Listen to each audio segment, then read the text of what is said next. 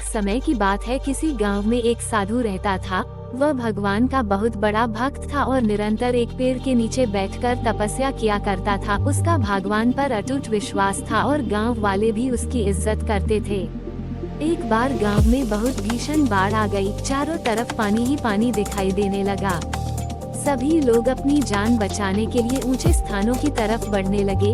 जब लोगों ने देखा कि साधु महाराज अभी भी पेड़ के नीचे बैठे भगवान का नाम जप रहे हैं, तो उन्हें यह जगह छोड़ने की सलाह दी। पर साधु ने कहा, तुम लोग अपनी जान बचाओ, मुझे तो मेरा भगवान बचाएगा। धीरे धीरे पानी का स्तर बढ़ता गया और पानी साधु के कमर तक आ पहुंचा। इतने में वहां से एक नाव गुजरी।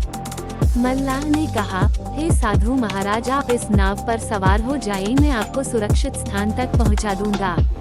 नहीं, मुझे तुम्हारी मदद की आवश्यकता नहीं है, मुझे तो मेरा भगवान बचाएगा, साधु ने उत्तर दिया। नाव वाला चुपचाप वहां से चला गया। कुछ देर बाद बाढ़ और प्रचंड हो गई। साधु ने पेड़ पर चढ़ना उचित समझा और वहां बैठकर ईश्वर को याद करने लगा। तभी अचानक उन्हें गड़गड़ाहट की आवाज सुनाई दी। एक हेलीकॉप्टर उनकी मदद के लिए आ पहुंचा। बचाव दल ने एक रस्सी लटकाई और साधु को उसे जोर से पकड़ने का आग्रह किया, पर साधु फिर बोला, मैं इसे नहीं पकड़ूंगा, मुझे तो मेरा भगवान बचाएगा। उनकी हट के आगे बचाव दल भी उन्हें लिए बगैर वहां से चला गया।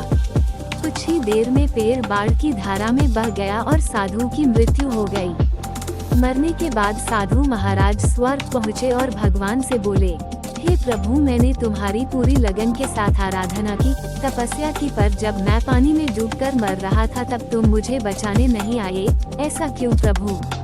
भगवान बोले, हे साधु महात्मा, मैं तुम्हारी रक्षा करने एक नहीं बल्कि 3 बार आया। पहला ग्रामीणों के रूप में, दूसरा नाव वाले के रूप में और तीसरा हेलीकॉप्टर बचाव दल के रूप में, किंतु तुम मेरे इन अवसरों को पहचान नहीं पाए। दोस्तों, इस जीवन में ईश्वर हमें कई अवसर देता है।